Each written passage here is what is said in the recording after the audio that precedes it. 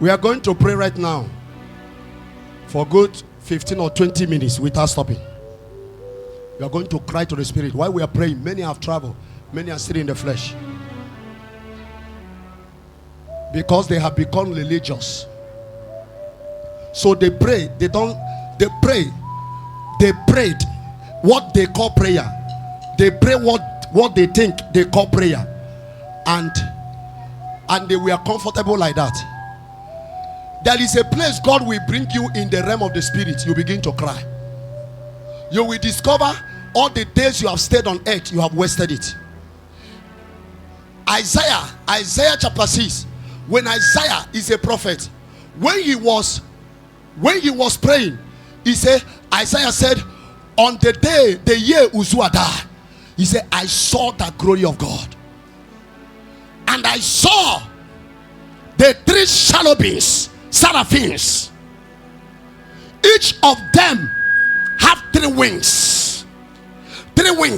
He said, one, they use it to cover their faces. These are cherubim that stayed in the place cold of fire, in the dwelling cold of fire. They are maintaining the holiness of God, so they cover their faces. They were living in a sacred life. And with the other wings, they cover their feet, because it's not everywhere they will drop their feet. And with the other one, they fly. And while they were flying, Isaiah was looking onto this creature of these seraphims, and while he was looking onto them, they were saying something. Holy, holy is the Lord. Isaiah was ascended into the holiness of God. He find a place where men have intimacy with God. He come to a place where men pray for intimacy. Isaiah discovered that he has never been a prophet before. He discovered that what he has been praying for was not aligned to the programs of God. What he had been praying for was not even connected to the agenda of God. Isaiah cried and said, woe unto me, for I dwell in iniquity, and among men that iniquity. He said, my tongue is of liars. My tongue is full of lies. And the one of the cherubims brought out the coal of fire and sent it to his tongue, and his tongue was purified. He made that encounter. After then, if you read Isaiah chapter 4, you will hear the first prophecies of Isaiah. It was not clear. It was Isaiah that prophesied and said, a time shall come. He said, when women will grab one man by force and say, let bear your name. This is not prophecy. This is not an alignment God called Isaiah to prophesy. He has the spirit of prophecy, but there is places where he have never seen. So he was operating to the realm of man. He was operating to locality. All he has been seeing and all he was doing was not agenda of God. He saw just a future. That thing cannot change anything in the future. He can't change any program in the kingdom of God.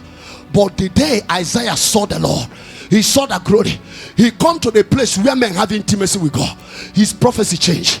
From Isaiah, from that moment, Isaiah began to prophesy about Christ. That is when he said, a virgin will conceive and bear a son. His name shall be called Emmanuel. Isaiah began to prophesy. He said, there was a man that took a slaughter. He said, there is no beauty upon his face. His body has been designed. He said, by his wounds that we are healed. Isaiah began to prophesy the Holy One that will come. The Holy One that will come, because he come into a place of intimacy. Many of us has never come into a place of intimacy. If I ask you what is prayer, you will talk about, you wake up in the morning and pray for your business, you pray for your mother, you pray for yourself, you pray for which you are not coming to the place of intimacy. There is a place men come which does not dwell there. There is a place men come wizard does not dwell there. I has been here since morning. I didn't remember one witch because I was interacting with Yahweh. That place you have already dominated. That place you are sitting on Zion. That place there is a glory upon your head. anything you lay your hands and speak against, it shall be withered. Is somebody hearing me? We need to come up. When John was in the island of Patmos and John was praying, and he had a voice that spoke unto him after he had prophesied about 7 churches in Asia, and John was in that place. What he had, and the name called his name and said, John, come up hither, come up more. There is an air dimension. I want to tell you that place you remain. It's not the last junction, it's not the last bus stop, it's not the destination. God has summoned you. There are more summon of God.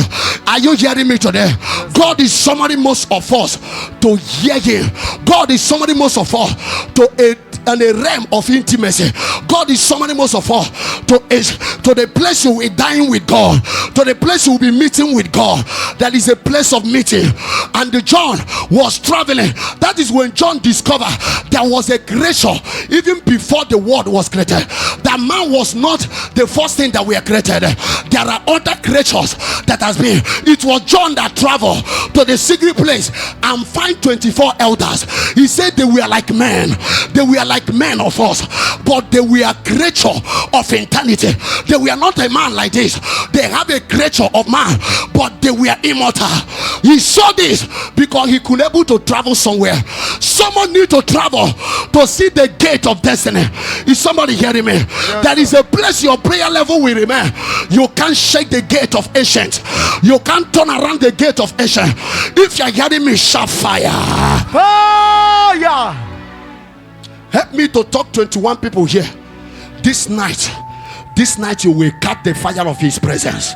This night you will encounter the fire of his presence. You will catch the power, the fire of his presence. You will catch the fire of his presence. Higher. You will catch the fire of his presence. This night you will catch the fire of his presence. You are not doing this exercise. This night you will catch the fire of his presence. Shake that person and say, catch fire. Catch the fire of his presence. Anybody you have, hold that person and shake you. Say, catch fire. Catch fire. Shake the body. Shake the body. Catch fire. Say to that person, you are too cold. Catch fire. Catch fire. You are too cold. Catch fire. Catch the fire. Catch fire. Say the person, you are